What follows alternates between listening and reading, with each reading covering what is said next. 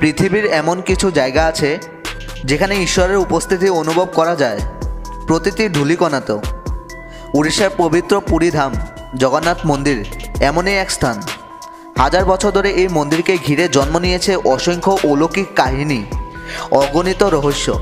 কিন্তু সম্প্রতি এমন এক ঘটনা ঘটেছে যা ভক্তদের মনে তুলেছে গভীর প্রশ্ন।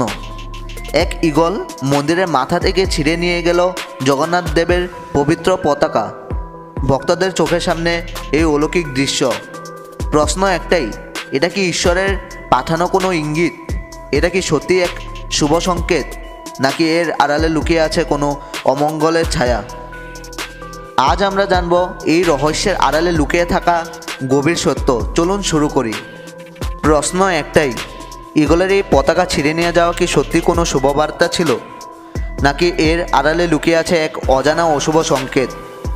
পুরনো শাস্ত্র আর মন্দিরের ঘূর্ণ নিয়ম বলেছে, জগন্নাথ মন্দিরের পতাকা যদি কোনোদিন ঠিকমতো না ওড়ে অথবা পতাকা নিয়ে কোনো অস্বাভাবিক ঘটনা ঘটে, তবে তো বৃহৎ অশুভ শক্তির ইঙ্গিত দেয়। এমনকি স্থানীয় পুরোহিতরাও জানেন মন্দিরের পতাকা জগন্নাথ দেবের প্রাণের অংশ। পতাকা ছিঁড়ে যাওয়া মানে ঈশ্বরের অভিমান বা ক্রোধ প্রকাশ। তাহলে কি ঈগলটির পতাকা ছিঁড়ে নিয়ে যাওয়া এক গোপন সতর্কবার্তা?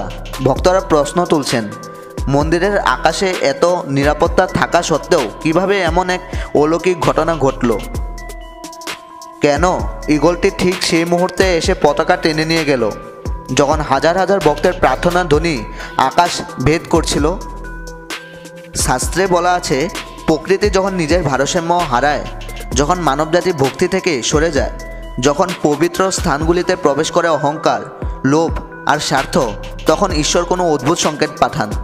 আর সেই সংকেত সর্বদাই মৃদু নয়, কখনো কখনো তা তীব্র, চরম, যেন সবাই সজাগ হয়। ঈগল কি সেই সজাগতার ডাক?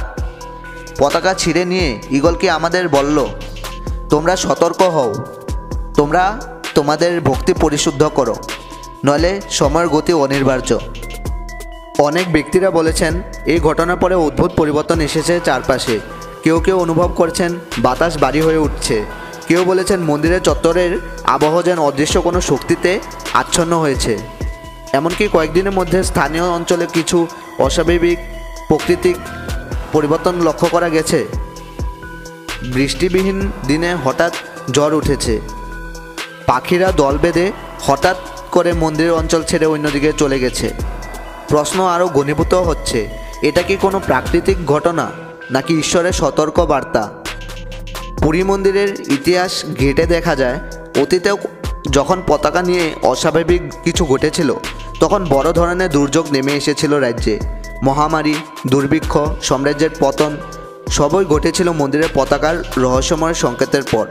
তাহলে এবারও কি তেমনই কোনো দুর্যোগ আসন্ন? আপনারা কি মনে করেন, এটা শুভ সংকেত না অশুভ সংকেত? আপনার মতামত জানাতে ভুলবেন না। চ্যানেলটি সাবস্ক্রাইব করুন এমন আরও অলৌকিক কাহিনীর জন্য।